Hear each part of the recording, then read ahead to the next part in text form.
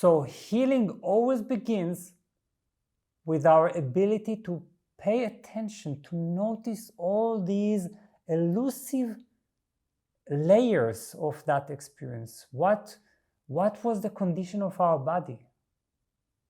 How did we feel? What did we think? What conclusions did we make?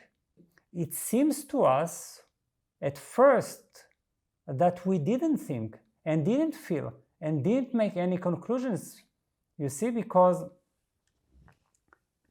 it was also in a way unconscious and so rapid. But all of that did happen only in an unconscious or near unconscious state.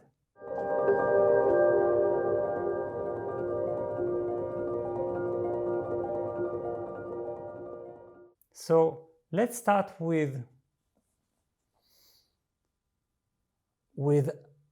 our deep exploration, deep zooming in on the traumatic experience.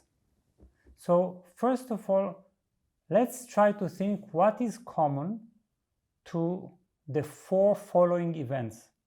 All of these following events, which I'm going to briefly mention, are all real stories that we've encountered throughout the years as a part of our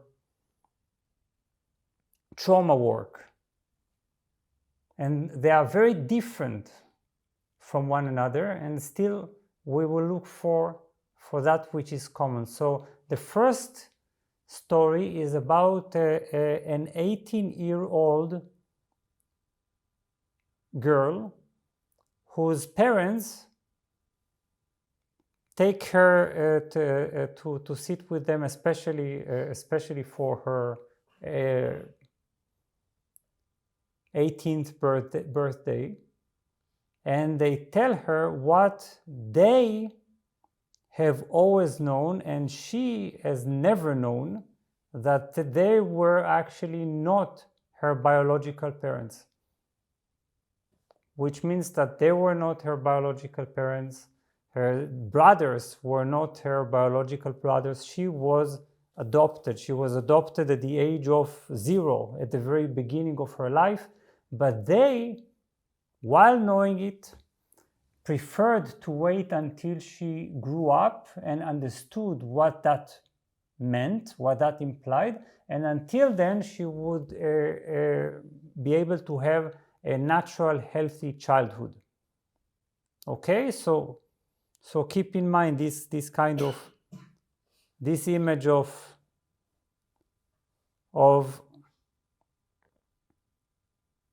the announcement.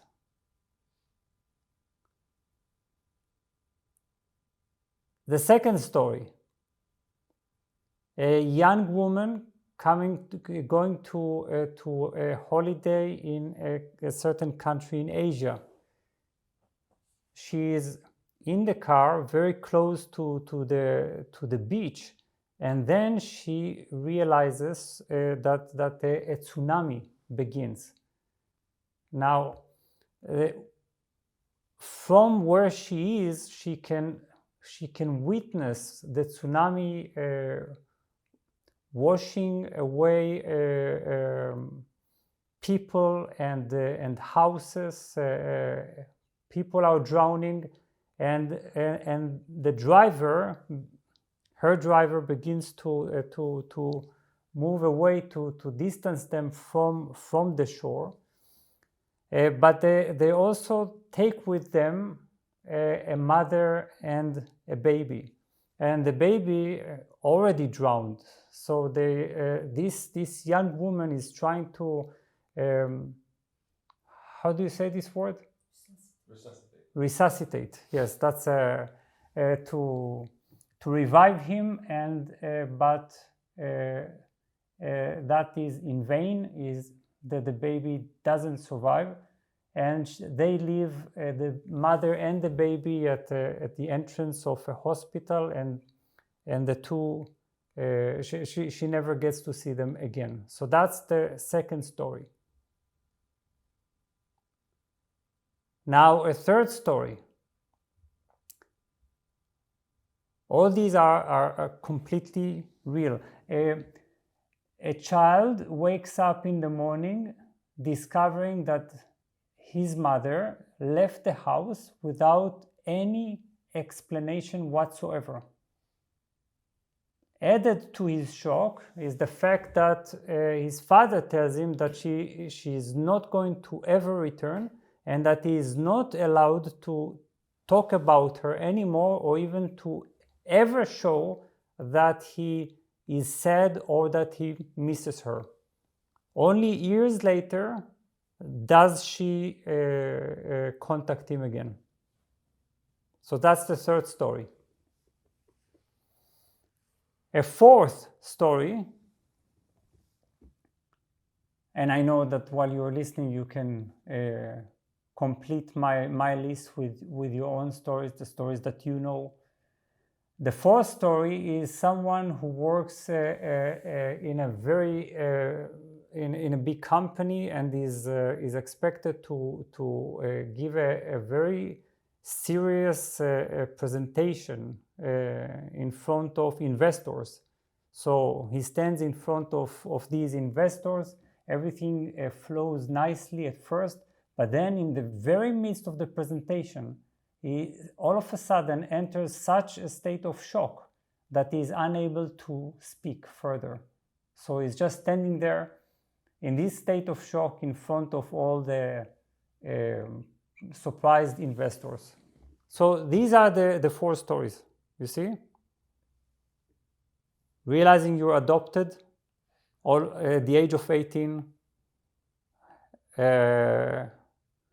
watching people die in a tsunami, and holding a dead baby in your arms, realizing that your mother left in the morning and not being allowed to mourn over her, and standing in front of a crowd and all of a sudden becoming completely paralyzed. So in the context of this seminar, all these events fall into the range of traumatic experiences.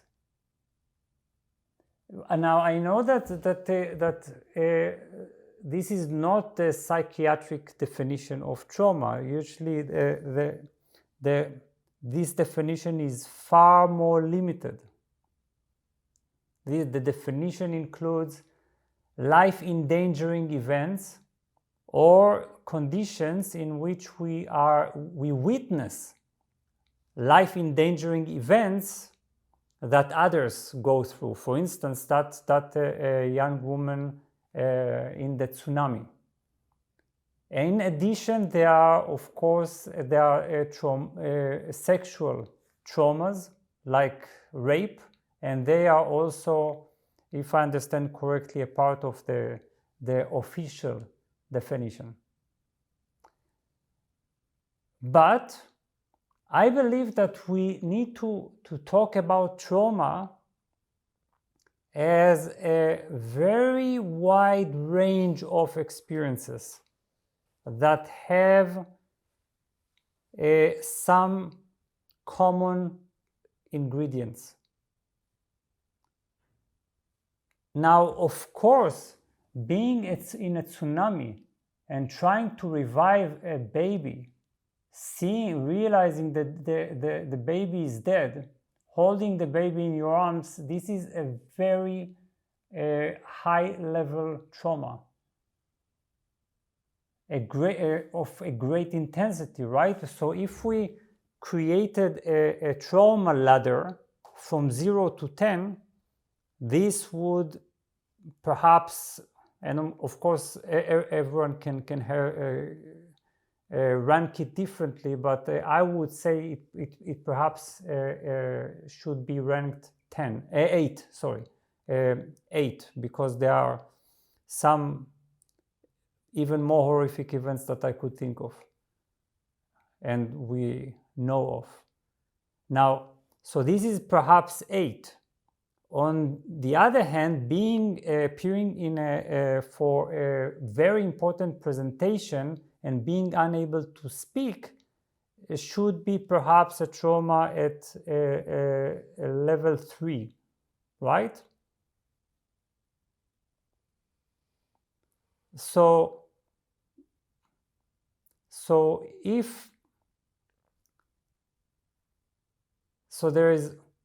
there can be a trauma at level 8, and there can be trauma at level 3 or at level 1 even.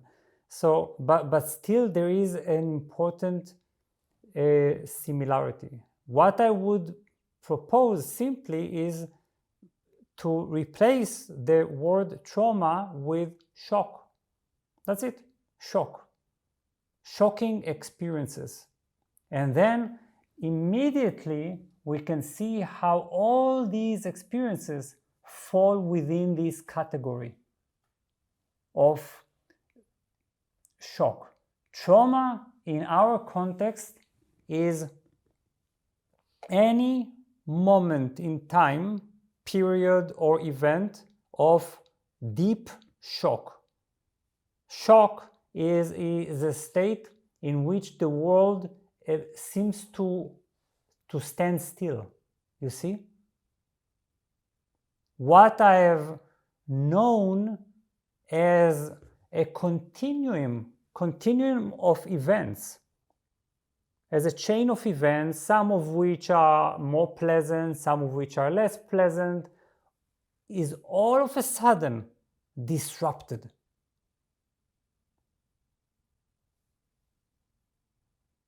The ground is removed beneath my feet, or from under my feet, and I experience myself utterly powerless in the face of an overpowering reality. So that's the experience. It's as if it's not the same reality that I have known and that I have trusted.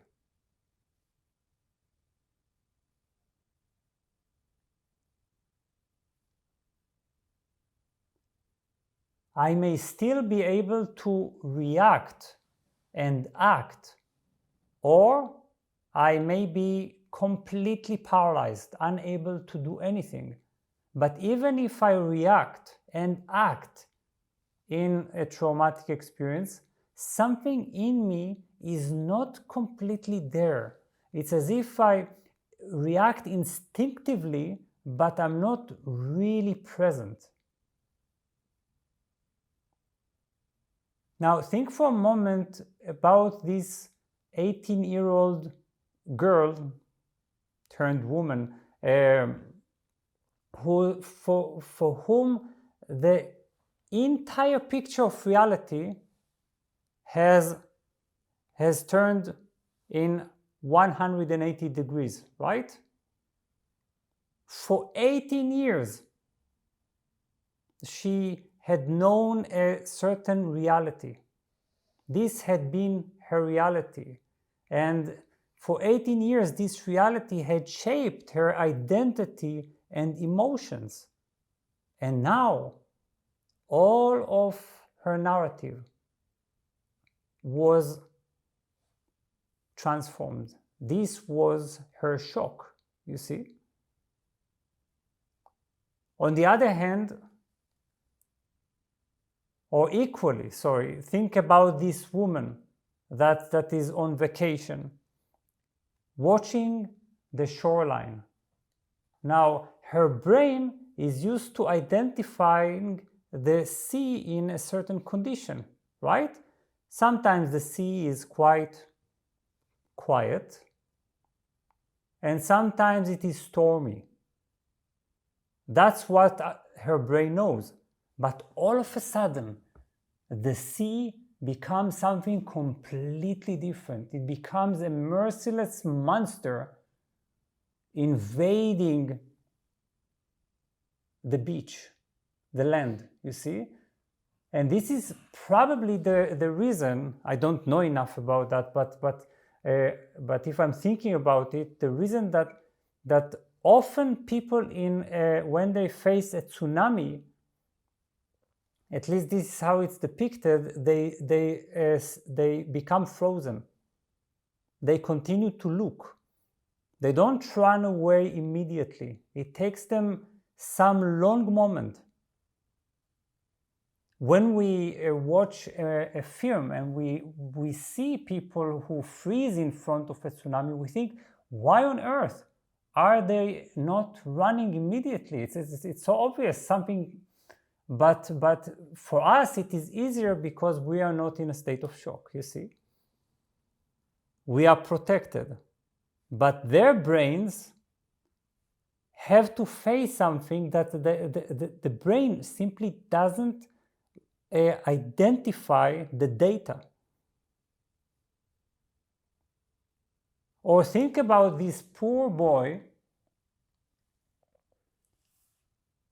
waking up one morning to a completely new reality. Just a night before, there was a mother, and now she's no longer there.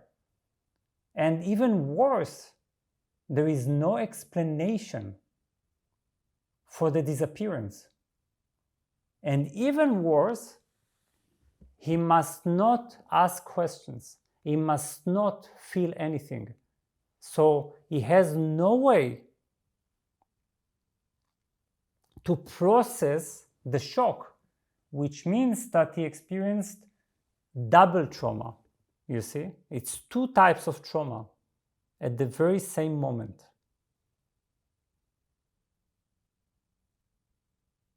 First, I hear I have no mother. Second, I hear I'm not supposed to feel anything about it. These are two shocks, you see. So trauma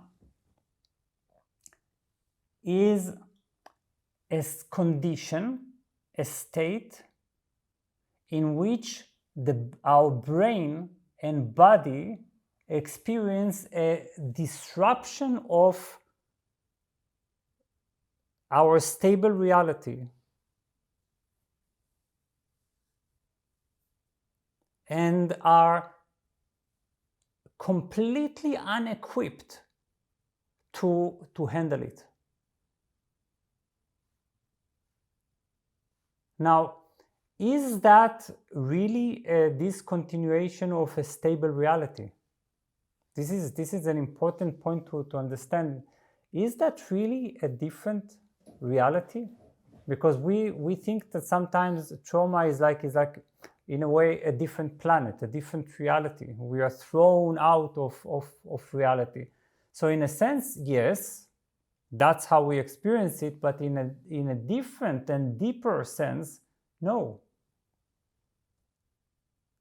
Because in reality, what traumas are moments that reveal that we live in a reality whose nature is constant change, you see, including sudden, completely unpredictable and sharp turn of events. We live in a reality of death, disaster, disease, crisis, and war already now.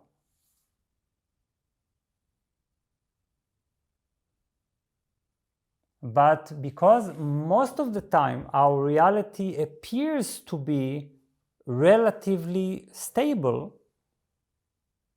we tend to forget these facts and suppress them. That's why we're very often in shock when somebody dies, you see. Why are we shocked? It's like billions and billions of people have died, right? It's like for already millions of years. Creatures appear and disappear. So why are we in shock? You see? So this is how we we suppress this reality. That's the reason for our shock. Intellectually, we know that reality is unstable and susceptible to change and sudden sharp changes, you see. Emotionally, we don't want to believe that, you see. We refuse to believe that. We expect reality to remain more or less as it is. This is our heart's wish. And that's why that's the resistance that we experience in those moments. And a second thing, trauma also doesn't turn us or make us not, or let's say trauma doesn't rob us of our presence, doesn't make us not present. It's not that before the trauma we were incredibly present, and in the moment of trauma we're suddenly not present. You see, we're absent. Trauma actually only reveals a fact, that mostly we are not in a very conscious or very awake, very present state. You see, usually we don't live in a state of intense presence. That's clear. That's why I think there are all these practices that tell us live with awareness of death, or live this day as if this was your first day, or as if this were your last day, right? Because it's like we are trying to practice how to heighten our usually sleepy awareness, limited awareness. So the ordinary and mundane condition of our brain is that of cognitive ease. This is how we can, I'm borrowing a term from cognitive science, cognitive ease. It's more or less we are using an automatic pilot state, you see? So what trauma does is reveal how unprepared we are.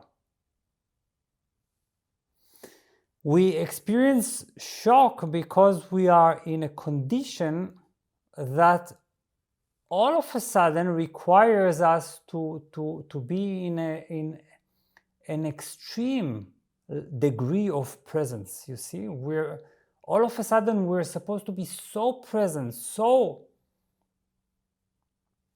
conscious, so aware, and we have no capacity because we perhaps have not developed that, and perhaps sometimes reality is so overpowering that there is no way to prepare and to have this degree of awareness. So, in other words, traumas reveal reality. One, traumas show us life isn't stable. We're sorry, but life is not stable as you wish it to be. Two, most of the time we are not sufficiently aware. We are definitely not prepared for moments in which a sea can become a tsunami.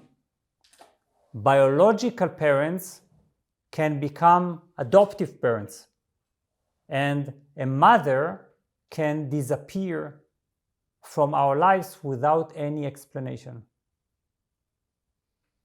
You see?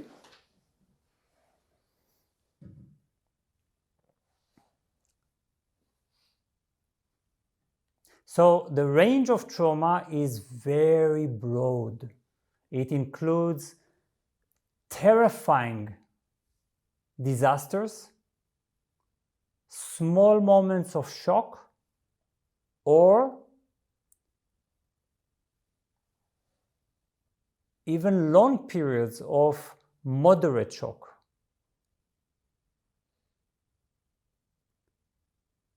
For example, somebody in a zone, in a war zone, that's not just one event, right? It can be months, it can be years. So that's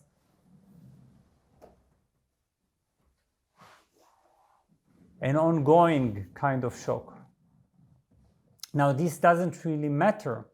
First of all, because for our mind and body, whatever degree of trauma we experienced, these experiences have become fixed as in us as traumas, you see?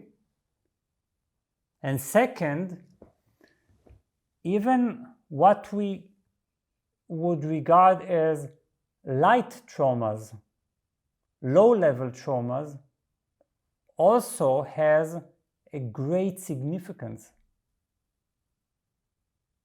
So if we regard something as trauma, if this event or experience or condition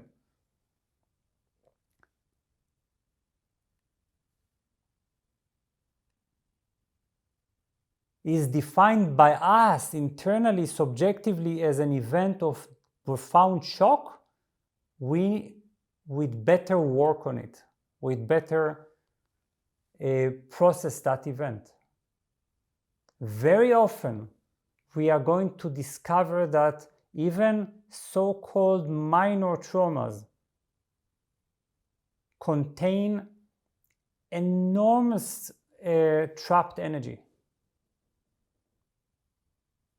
Yesterday, I mentioned the life themes, right? So fascinatingly, even minor traumas have a lot to tell us about our life themes, and they are a treasure chest of learning and wisdom. So please, when you are working these 2 days, don't hesitate to choose apparently minor traumas. Some of us, unfortunately, have very serious stories to tell, like tsunami or rape. But what is important is to work on all these moments of shock, even if they are relatively light experiences. The most important is to do trauma work, you see. Why is it so important? Because the more we work on traumatic memories, the more we release or gain increased life force, renewed energy, wisdom of life, and increased awareness. It's so rewarding and meaningful to work on traumas. Sometimes where people fantasize, you know, we all have this fantasy of final rest. So in the world of memories and traumas, we may have the fantasy about a day in which we no longer have anything to work on, you see. But when you understand that this kind of work always gives you more and more gifts, always benefits you, as long as you are equipped with the right tools for this work. So then you have absolutely no reason to dream anxiously about the day in which you have no memories to transform. Of course, with time, our work does become easier, much easier, because the layers of memory on which we work become increasingly refined, you see. And also the life theme, or the shadow, as we mentioned yesterday, it causes us far less friction with life. So of course there are amazing results if we give this enough attention. So let's continue to understand the traumatic experience, because we've said it very clearly. Trauma is a moment of, or moment, event, or period of shock, right? We are stunned in the face of this disruption of reality, or what appears to be a disruption of our reality. Now, what's the direct meaning of shock? It is freezing, you see? Think of it like that. I'm shocked, right? What is my condition? Shock. So I'm freezing, right? So think for a moment about this kind of state. It appears that the world stands still. But it's not the world. The world is actually, everything is happening. Flowers are blooming, clouds are moving, cars are passing. But so it's not the world. The world is not frozen. It is us, you see. We have frozen. Our brain stands still. Why does it stand still? This is because this is data that our brain cannot process, you see. It is simply helpless, powerless in front of this kind of new information, and that's why it resists what it encounters, and it does everything in its power to avoid what it encounters, you see. So the implication of this standing still, this condition of the brain, is not only that we experience freezing at that moment, but also that moment as if freezes inside us, you see.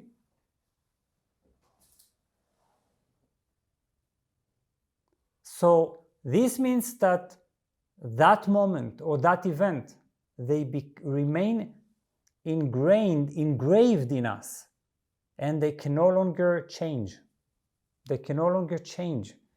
We have frozen, you see, and as a result, this impression remains frozen in us forever. So that moment of tsunami, or the dead baby, or the moment when I sit and I realize that there is no more mother in my life. So it's as if the river of life doesn't touch or doesn't reach this moment, you see. We don't experience that this was just another moment, you see, because in reality it was just another moment. So, but we don't experience that, oh, that was just a moment, and now here again life continues to this or that. The sea returns to be a sea, the presentation is over and we return home and we have a good meal, you see? Now, if we had experienced that these shocking moments were a part of life, they would not have been accumulated within us as traumatic memories. Do you understand? But we experience that these moments are as if outside of life. And because of this outside of life state, they can actually never flow or change in any way.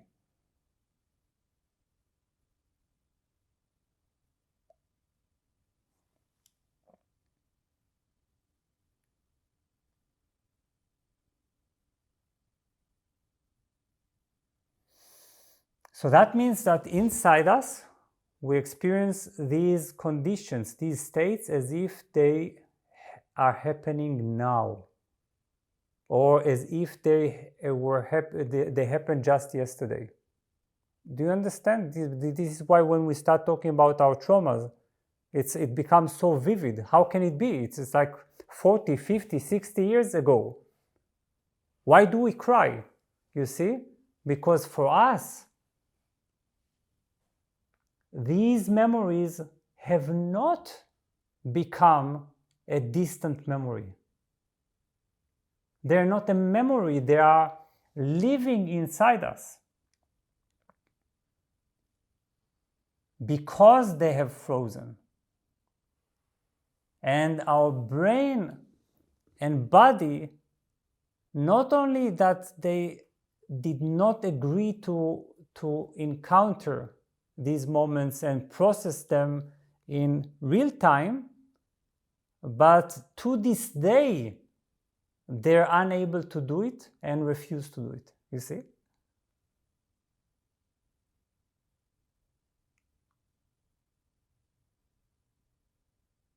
So, in this state of shock and frozenness and unwillingness to experience and inability to cope, our brain and body are like a wide open house, you see? Nothing is locked. Everything, all the doors, all the windows are open, so any burglar can enter and take whatever they feel like, right? So this means that we're not really there. The house is empty and open. There is a distinction in cognitive science. Daniel Kahneman uses this distinction a lot, that there are two forms of thinking. One is slow thinking and the other is fast thinking. Now, the slow type of thinking, the rational system that can categorize, that can label, that can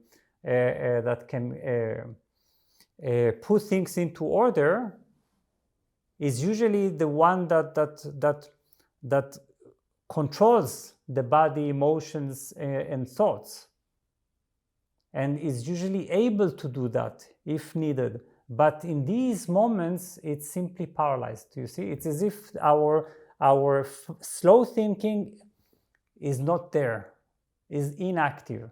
So all that remains is our fast thinking, you see? It's the automatic system that only knows how to make hasty, irrational conclusions.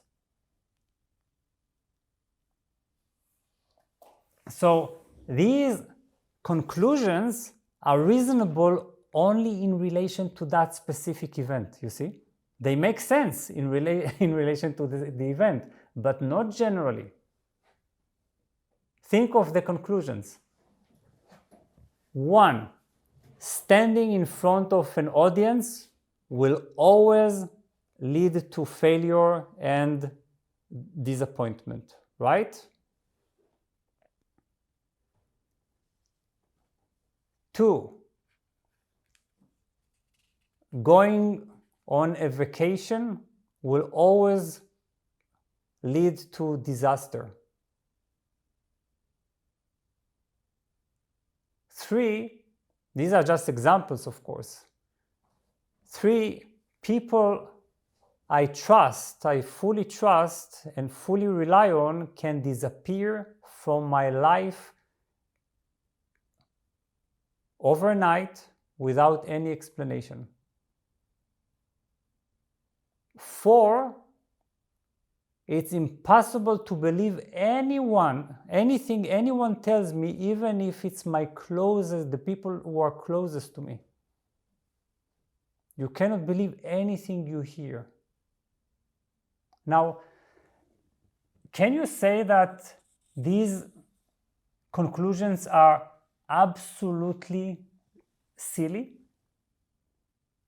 Are absolutely absurd? No, because can it be that if I go now, I don't know, to travel somewhere, to Hawaii, that this will not lead to culminate in a disaster?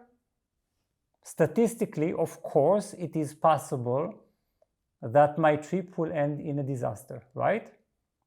But these conclusions, they always become generalizations. They become a description of life.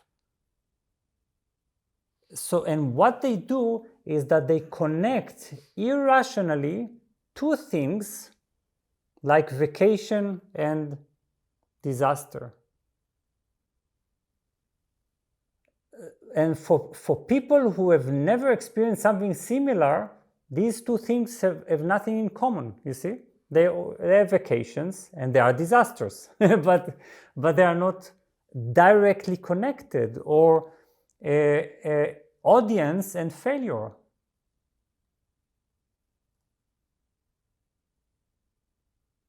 Now, since our brain no longer wants to ever experience this shock, you see, because that was terrible.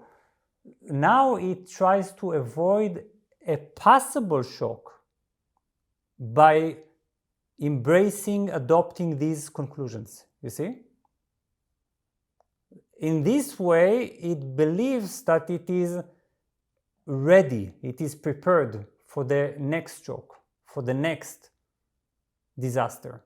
Now, of course, the brain is not prepared at all, but these conclusions feel like a defense, a protective shield, you see? Because you know that if this is the disaster will happen on your next vacation, you will be able to say, I knew that this would lead to a disaster.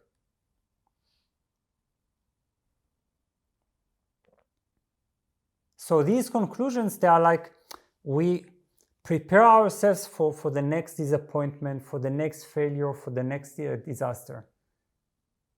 Now, these conclusions also stay with us forever.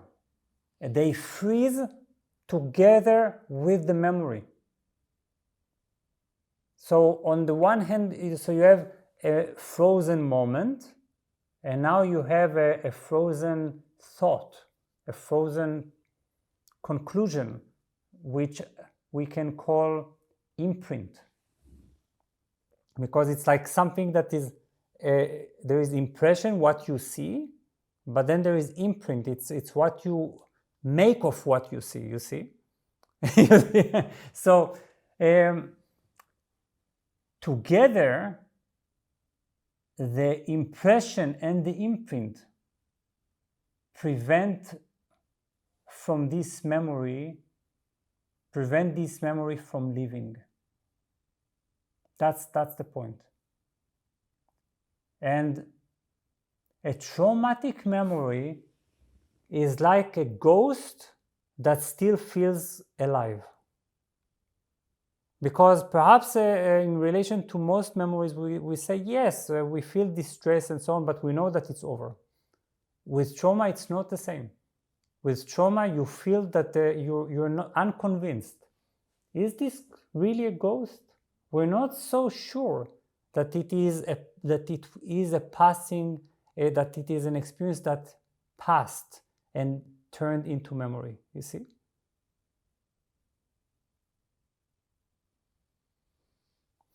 So let's summarize the components of the traumatic experience, just to, because this has been quite long. 1, shock.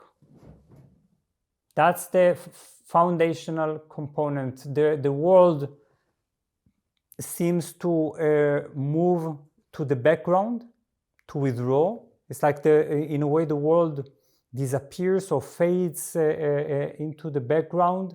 We experience a minimal environmental awareness. It's like we're not aware of things very much around us because we are very focused. We are very limited in our awareness. The stream of time as if stopped. It's like it's not a river of life. It's like there is no time. It's out of time, and it feels like the river of life has frozen inside and outside us. And that would lead, of course, to the freezing. So 2, loss of power. Our will, what we want, has absolutely no meaning and no importance. You see, we are controlled by forces that are far stronger than us. And we experience victimhood. Victimhood in the sense of it's me against the world, or it's the world against me. That's it. This is the world. Life is divided, me and the world. Sometimes someone represents for us the world, you see. Very often we are unable to do anything. Technically, we just can't do anything. But even if it is possible to do something, we have no ability to substantially respond to the information. At best, what happens is that our reaction is automatic and reduced to the instinctive level. So we are able to react instinctively. 3, freezing.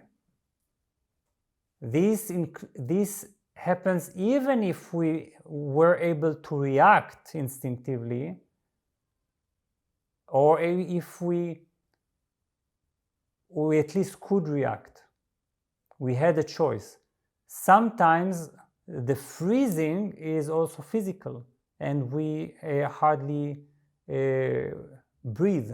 We hold our breath, you see. Sometimes not physically, but subtly at the level of the life force. 4, there is resistance to experiencing. Resistance to experiencing means that it's as if, as I said before, the brain doesn't know how to process it. It's not familiar with this data, with this information. So it says, I don't want to be here. I just don't want to be here. And then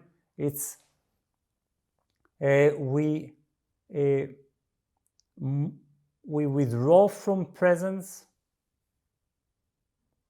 almost completely. We move to a very minimal condition. And 5, formation of irrational memory connections. Remember, now the fast thinking, the automatic system, has taken over. The slow thinking, the rational system, completely withdraws. And these memory connections Memory connections, pay attention to this kind of term, memory connections. It's like there are a new neurological connections between different thoughts, different objects in the world, different feelings and different experiences. So these memory connections will make us feel that moment is a reality that still is, you see? A reality that is always there, that is always the case.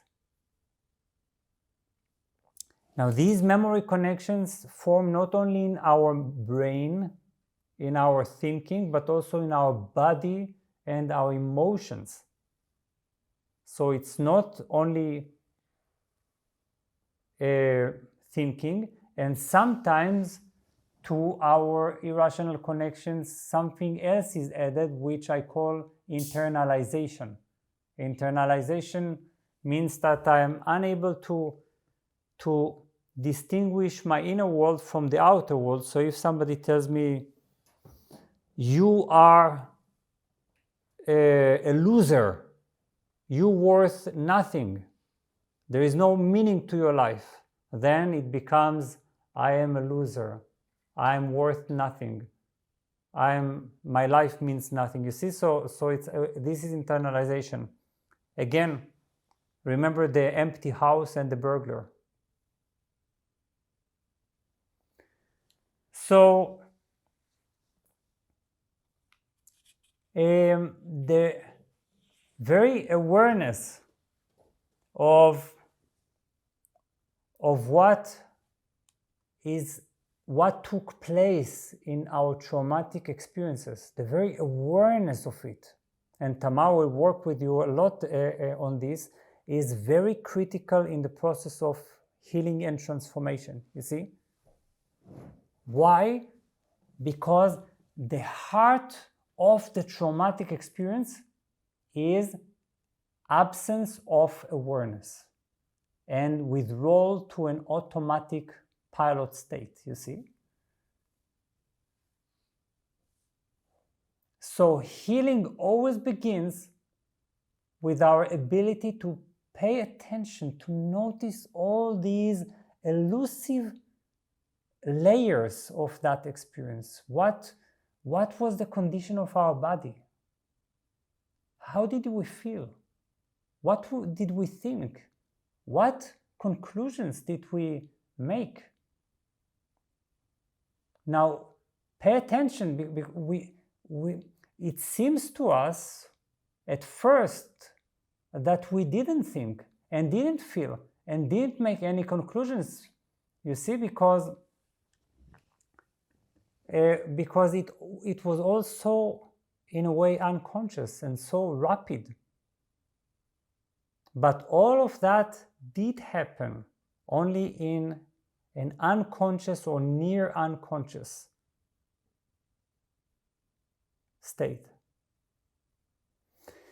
So being aware of all these components is the foundation of the expansion of trauma. That's as you will learn with Tamar, the first third of the process is no less critical than the transformation that follows, you see? It's not that the third phase is only a preparation. It prepares the ground for the transformation. Not at all. It is a part of the transformation because you're already introducing awareness to that experience, to an unconscious experience. And that's it. This is in general what trauma is. And I want to make just one last point. And this last point is about different types of traumatic experiences, because we need to understand that there is an array of traumatic experiences, not only differentiated by a level of intensity, but also by the kind of shock that we experience.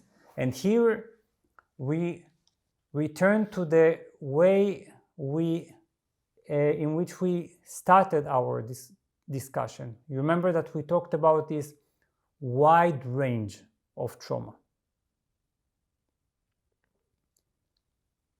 Now, there is an effective way to classify this range according to the 7 chakras, to the Tantric Hindu chakra system. And what's useful about seeing trauma through the lens of the chakras is that it's not only just a model that helps us classify the different kinds of traumas, but it actually tells us a lot about the themes of our specific traumas. How? Because if you notice, our different traumas are experienced most of all in different areas in our body, you see? Some of our traumas, each trauma can be experienced more or less in the chest, throat, upper belly, lower belly, head, upper head, legs, back, and these are just examples, of course.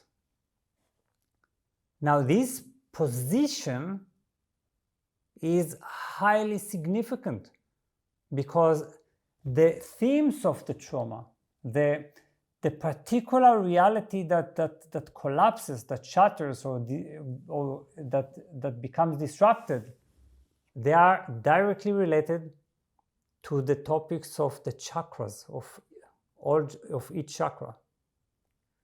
So if you're aware of these subtle connections, this can help you shed light on the root cause of your traumatic experience. So now, of course, what I'm going to say now, I could easily dedicate 2 full talks just to that, but I'm going to speak about it very briefly to allow you to think about your chosen traumas for the next 2 days, okay? So first of all, there is root chakra traumas related to life-endangering experiences or upheaval or turn of events that cause extremely acute states of insecurity on the survival level. So these type can include accidents, dangerous diseases or chronic diseases, near-death experiences, physical violence, life-endangering experiences like war. In addition, root chakra traumas can include financial traumas, being on the brink of hunger or poverty, moving to another country, the loss of your home. Also traumas as fetuses in the womb or birth traumas should be included in this. Now, the central conclusion of this trauma is that life is a dangerous place to be, that there's no solid ground to stand on, and that you always have to be on guard. So these traumas, they tend to shake our skeletal and muscular systems, and also our legs and feet. Then there is the sacral chakra trauma. These are traumas related to pleasure turning into pain. Sexual traumas, experiencing adventure or peak experience that led to accident or great disappointment. Falling in love, ending in humiliation. Traumas of a collision between a forbidden desire or longing and social and religious taboo. Even memories in which we abused, sexually abused, or exploited someone's body. We then usually conclude that it's not good to experience life too powerfully, it's not good to feel too powerfully, or that the forces in us are actually dangerous and destructive. So we begin to avoid them. Then, third, the solar plexus chakra traumas. These are related to encounters with authorities, oppressive environments, power control or power plays, social humiliation or social pressure, an expression of our power and individuality that led to an extreme reaction, our own use of force, including our own anger attacks, rage, and violence that hurt other people or animals. Having ambition, strong ambition, or following strong ambition that culminated in serious failures. So then our conclusion is usually that we must not make use of power, or that we must please others to avoid pain, or that people are dangerous and we need to stay away from them, and we need to be completely independent individuals, never rely on anyone. Then there are heart chakra traumas. These are related to relationships, including deep emotional disappointments, betrayal, abandonment. When we had experiences of deep unity or total devotion that were discontinued, the loss of love. These traumas are often directed or have something to do with our parents, with romantic partners. It's what we often experience as being stabbed in the heart. This is how we sometimes phrase it. And these traumas, they lead to the conclusion that we must never open our heart, and we must never trust anyone. We must be cautious of all sorts of intimate and vulnerable conditions.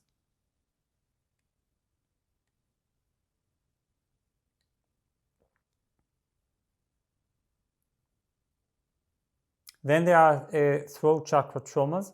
These are related to injustice, situations in which others did not agree to hear our side of the story, or rejected what we said as a lie, or that we were punished unjustifiably. traumas of expression, in which we dared to make our voice heard and were met with mockery, reproach, or harsh criticism. These traumas lead us to conclude that it's better to hide and to be as invisible as possible and to keep our own true voice deep inside us, buried. Then there are third eye traumas. These traumas are related to the crushing or shattering of reality as we perceived it. The undermining of, or the crumbling of fundamental truth. We were sure that we saw reality as it was, that we understood our reality. For instance, discovering at the age of 18 that your parents are actually not biological but adoptive. This is a shock on the level of our third eye, among others. Or having our perceptions of reality undermined under the influence of psychedelic drugs. Or any kind of crushing of our perceptions in the face of new facts. Think of Santa Claus, you see.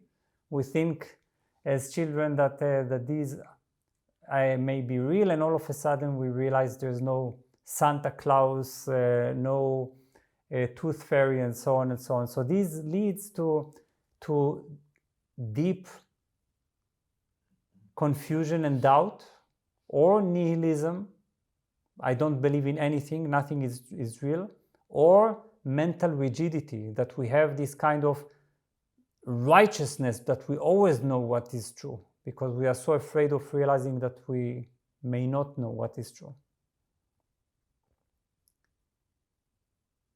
And the last one is the crown chakra traumas. These are relatively rare traumas. They are usually related to spiritual experiences or spiritual energies we were not prepared for, neurologically, mentally, psychologically, energetically. Kundalini crisis, when our system collapses as a result of misaligned energy flow, psychoactive drugs, or spiritual teachers who damaged our trust in the spiritual dimension. So these kinds of experiences, they can lead us to an isolation, or to isolating ourselves from high spiritual states, and they can make us become excessively attached to the ground, to the earthly, never wanting to challenge our earthliness.